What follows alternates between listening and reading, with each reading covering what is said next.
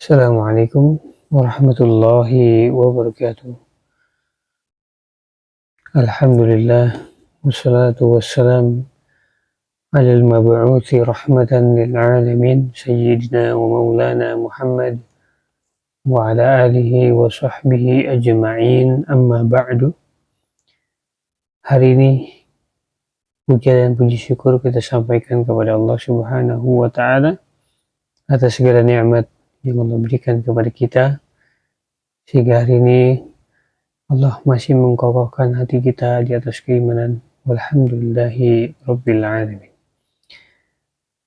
Kita melanjutkan pembahasan kitab Prinsip Hidupku, yaitu bab 7, dahulukan yang paling penting.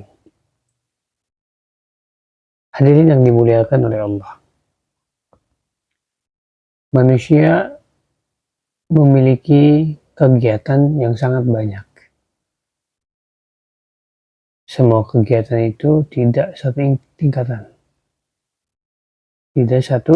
tingkatan. Ada yang mendesak dan itu harus segera dilakukan, dan juga ada yang bisa ditunda. Maka orang yang paling cerdas adalah orang yang bisa memanage, mengatur dari mana saja yang harus kita mulai. Hal penting apa yang harus kita dahulukan. Oleh karena itu, di dalam menuntut ilmu, kita diwajibkan untuk mendahulukan ilmu akidah atau tauhid. Maka Nabi SAW berdakwah di Mekah. Awal-awal beliau berdakwah adalah mendakwakan tauhid. Yang kerabatnya, istri beliau, kemudian yang terdekat beliau. Setelah itu baru kaum kafir Quraisy dikumpulkan oleh Nabi SAW untuk diberikan ilmu tauhid, yaitu mengenal Allah. Nabi SAW memulai ilmunya, memulai pembelajarannya dari tauhid. Oleh karena itu seorang muslim harus memperkokoh tauhidnya, di samping dia memperkokoh ilmu fikih, ilmu yang sunnah, atau kewajiban-kewajiban yang lain. Tapi yang didahulukan adalah ilmu akidah, karena yang menciptakan kita adalah Allah. Maka kita harus tahu ilmu tentang Allah. Dan ini sesuai dengan judul kita, dahulukan yang paling penting. Ilmu, dahulukan ilmu akidah. Ada wajib, ada sunnah, ada mubah, ada makruh. Maka dahulukan yang wajib. Ada sholat Jum'ah, ada sholat zuhur. Mana yang didahulukan? Ketika kita sedang muqim, maka yang didahulukan adalah sholat Jum'ah, karena itu pahalanya sama seperti sholat zuhur. Dan kita tidak boleh sholat zuhur sebelum sholat Jum'ah, atau bahkan tidak usah sholat Jum'ah, karena sholat Jumat itu adalah penggantinya sholat zuhur. Seorang muslim ketika safar pun, mereka kalau misalkan hal tersebut memungkinkan untuk sholat di masjid, sholat Jum'ah, maka sholat Jumat lebih berhak digunakan daripada sholat zuhur tersebut. Itu kalau ada masjid. Kalau ada masjid yang bisa kita mampirkan, afdalnya adalah sholat Jum'ah. Karena itu banyak mau'idhah dan nasihat dari para khutbah yang menyampaikan agama. Dahulukan yang penting. Nabi SAW pernah mengutus Mu'adz bin Jabal ke Yaman, dan beliau berpesan, sungguh kamu akan mendatangi orang-orang ahli kitab, yaitu Yahudi dan Nasrani. Maka hendaklah pertama yang kali kamu sampaikan adalah syahadat. Disuruh masuk Islam dulu. Jika mereka mematuhi dakwahmu, maka sampaikan kepada mereka bahwa Allah mewajibkan sholat.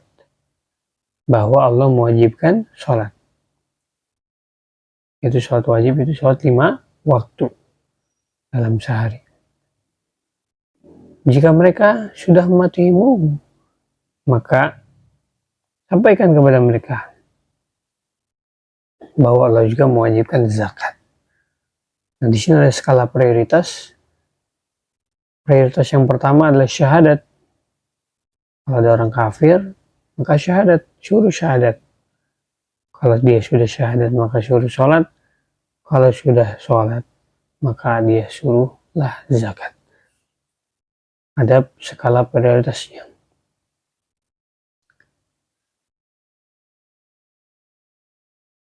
Ada kaidah fikih yang disampaikan oleh ulama di dalam Al-Qawaid wal Usul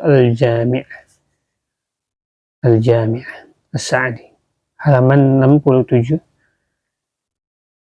Di situ tertulis idza tajahamat al-masalih qaddama al-a'la minha fa yuqaddamu al-wajib al-mustahab wal rajih maslahatun al-marjuh. Ketika ada beberapa maslahat yang saling berbenturan, maka dahulukan yang paling tinggi atau yang lebih tinggi tingkatannya, sehingga dahulukan yang wajib daripada yang sunnah. Dahulukan manfaat yang lebih besar daripada manfaat yang kurang besar. Itu adalah kaidah usul fiqh.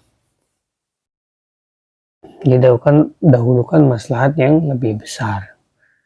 Kemudian yang kedua, menghindari potensi bahaya. Lebih didahulukan. Idza ta'aradat maslahah yuqaddamu raf'ul mafsadah ala jalbil maslah. Apabila terjadi benturan antara potensi kerugian dengan nilai manfaat, maka dahulukan menghilangkan potensi rugi daripada mengejar manfaat. Itu ada kaidah usul fiqh yang banyak dibahas oleh para ulama, bahwa menghindari potensi yang bahaya itu lebih diutamakan daripada mengambil sebuah manfaat.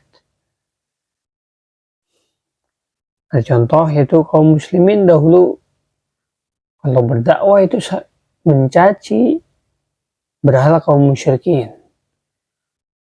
Ini kan baik ya, maksudnya biar mereka berakal bahwa patung-patung yang mereka sembah itu bukan Tuhan. Tetapi sikap tersebut direspon oleh Allah Subhanahu wa taala dan diingatkan oleh Allah. Wala tasubbul ladzina yad'una min dunillah fayasubbullaha adwan bighairi ilm. Kata Allah Subhanahu wa taala, jangan kalian menghina Tuhan-Tuhan mereka. Kenapa? Karena kalau kalian menghina Tuhan mereka, mereka malah menghina Tuhanmu, Allah Subhanahu wa taala. Ya, Tuhan Allah Subhanahu wa taala dengan cara yang lebih bahaya daripada cacian kalian terhadap kaum berhala. Jadi ini adalah potensi yang bahaya tentunya. Kalau kita menghindari agar Allah tidak dihina, itu lebih baik daripada menghindari kaum musyrikin dengan cara mencaci mereka. Kami ulangi, menghindari Allah dihina dengan kaum musyrikin itu lebih baik daripada atau lebih didahulukan daripada kalian berdakwah kepada orang musyrikin, mengingatkan berhala mereka. Ya, lebih baik Allah lebih baik Allah dijaga. Kemudian yang ketiga, dahulukan yang waktunya terbatas pada ibadah yang waktunya masih longgar. Misalnya saat azan berkumandang, si A sedang membaca Al-Quran. Apa yang dia harus lakukan? Ya, apa yang dilakukan A?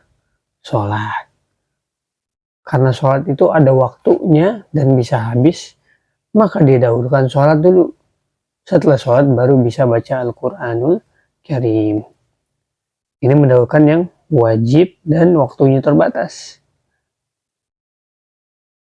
Sholat sunnah duha, sunnah duha, ya udah mendekati zuhur itu 15 menit sebelum zuhur bahkan. Kalau kita pengen dapat pahala dari sholat duha, maka kerjakan itu dibandingkan baca Al-Quran.